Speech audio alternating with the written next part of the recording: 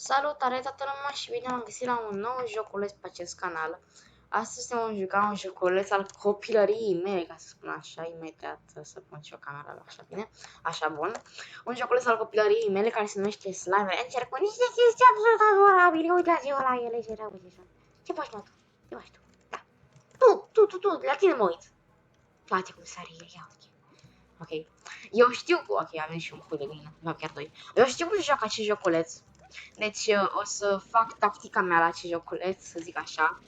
Slime-urile mici o să le dau, adică gen o să le pun, gen, nu știu cum mai refer.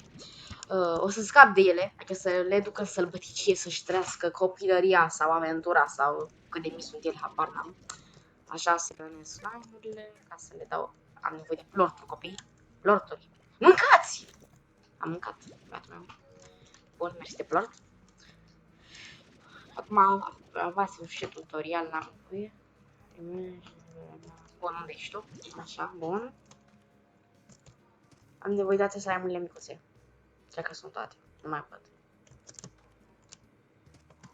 Mai sunt găini pe aici sau ceva? Nu cred. Acum să mă duc în propria mea aventură și să încerc să fac, stai să plorți, da. Să încerc să fac cât mai multe chestii. Descoperim zone noi. Deja știu, adică am mai jucat jocul ăsta, am zis, deja știu plorturile astea și toate astea, dar o să mă prefac ca și cum n-aș ști, pe ca să fie mai interesant pentru voi. Există niște slime-uri, așa, o nouă zonă, perfect.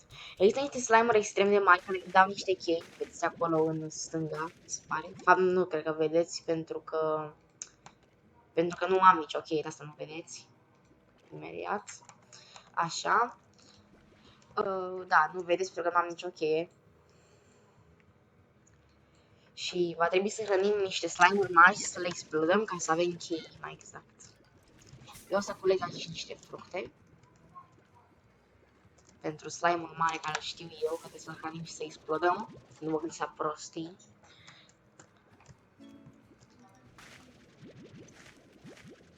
Bun, am luat niște morcovei. Morcovei nu mai au cum să iau. Bun, niște pocofruți. Niște pocofruți. Fiecare slime, în afară de astea, au o mâncare favorită, ca să spun, de exemplu, slime-ul ăla mare, vedeți? Ăla trebuie să iau pocofeia. Știu că nu pot să iau. Așa, nu prea mai știu controlele, că n-am jucat de mult, vă dați seama și voi. Dar că sunt eu mare veteran al jocului să moară jambalaica. Așa, bun, hai să mergem să hrănim, că poate e destul. Dacă auziți ceva, îmi pare rău. Bun, ia să vedem dacă e destul de mare. Ia-te aici, Nicosule, mănâncă, hrănește-te. Bun, Gordo se numeau, da, am și uitat. Asta se explodează în multe slime-uri și dă o cheiță. Perfect. Și, fii atent, eu am selectat un mod, adică l-am instalat să se joacă direct un mod, în care avem niște biluțe de-astea și care explodează și ne dau diferite stiluri, mai exact stilul pe aceste slime-uri. Avem Slimepedia, unde ne învață despre slime-uri, toate chestiile. Nu mai știu exact, uite, vedeți, mi s-a activat automat, uite ce drăguț arată acum.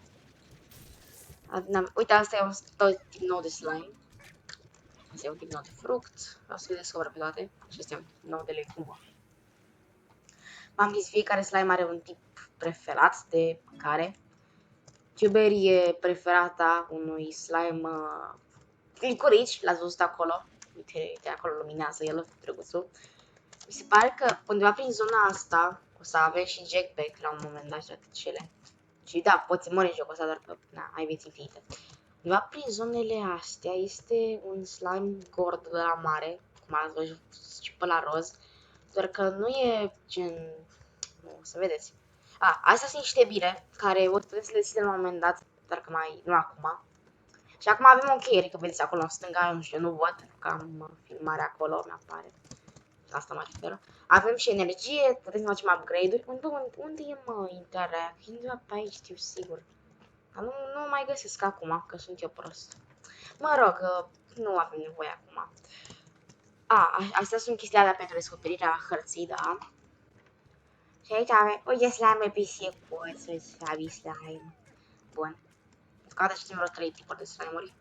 Mai e și slime-urile de acolo. E rock slime. Dar o să-l descoperim oricum și mai încolo, deci o să mergem liniștiți. Și că eu merg în partea aia, deoarece știu că în partea aia, uite aici, în ăsta, în partea aia e o zonă în care putem să heavy metal. Ne-a dat un skin nou pe ăia, l-ați văzut acolo, ascuțiții. Ăștia acum o să arate ca o pisică, da, au culoare de pisică, deci nu ne gândim ca și cum ar fi o pisică ăștia. Stai, nu în cap. Da, ăștia pot să se combine dacă mănâncă plort, gen ăsta, vedeți, e normal, e un tip nou de slime. Dacă îi dăm un plort de ăsta roz, aolo, ăștia dor. Dacă îi dăm un plort de ăsta roz, alol, se fac pisici roz. Pisica roz și mare. Da, bun, n-am nevoie de rock slime. Opa, s-a auzit un sunet. S-a auzit un sunet. Uită-l, bă, nu am mâncare. Acela l-ați văzut acolo și încă e, da. Era un slime pisică cu bănuți. Dacă îi dădeam bănuți, da, asta e o pisică mare. Pisica mănâncă doar carne, ăla de piatră mănâncă doar de-astea, cum se numesc, legume. Și trebuie să hrănim pisica aia ca să ne dea un teleport, să ne teleportă mai ușor acasă. Dar o să facem și noi asta. Eu deocamdată vreau să merg în partea aia, pentru că acolo e o ușă.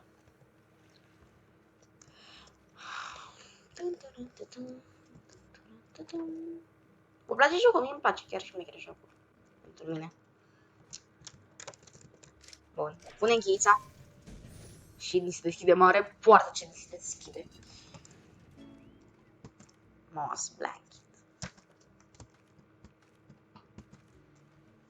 Bun. Perfect. Avem noi tipuri de slime în primul rând. Îl avem pe ăsta mic de apă. Dar eu am o tactică aici. O să păs filmarea aici. O să iau niște plorturi din zona asta noi. O să le fac bani. Și o să revin eu cu de aici iarăși cu mai mulți bani. Ok? Revin imediat. Wow! M-am teleportat aici și uite câți bani am. Tare. Da, pentru voi 2 secunde, pentru mine 5 minute. Așa. Am explorat un pic pe aici, am făcut niște bani. Și am văzut că aici e unde sta cu bani. E unde sta cu skin. Nu, ce skin dă. Ia, uitați-vă la ăla. E un boom slime. Și ne-a dat un skin nou pe el. Uite ce, înainte era așa roșu, foarte roșu, acum e un pic rozic. Nu știu dacă se ghivesc de skin-urile astea, că îmi plac câteva mai multe decât altele. Aici avem găini. Asta e preferata lui Boom Slime, adică ne va da 2. Cocoșul o luăm. Preferata lui Boom Slime, care l-am eu în mână.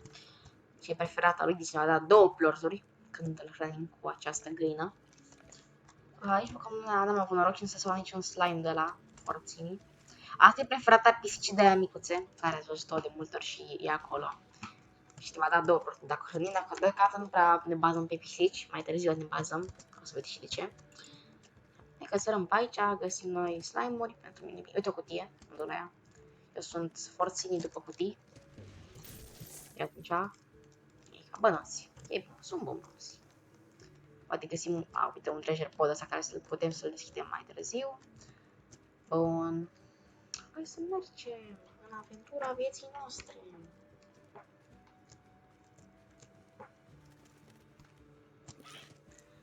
Uite mai multe. Uite, ăla e drăguț. Iată, deci noi o să combinăm boom slime-urile. O să iau 4 boom slime-uri. O să le combinăm cu aceste honey slime-uri, se numesc. Niște honey slime-uri drăguțe.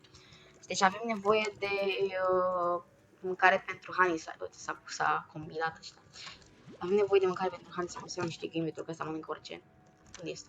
Honey slime-ul mănâncă doar legume. Doar fructe, pardon. Doar că dacă l-am combinat cu ăsta micu, cum se numește, cu pink slime-ul, o să mănânce orice. Deci putem să-i dăm și orice. Nu mânca tu. Nu mânca tu. Nu mânca, micusule. Micusule, mănâncă tu. Tu mănâncă. Nu, am mâncat ăsta. Nu. Era să se transforme. Deci, ca să știți. Când se combină 3 slime-uri, adică dacă avem un boom slime, se combină cu un pink slime, mai face un boom pink, și după aia mănâncă și un honey plort, să facă mai mare, gen, o să se transforme într-o urățenie care mănâncă slime-uri.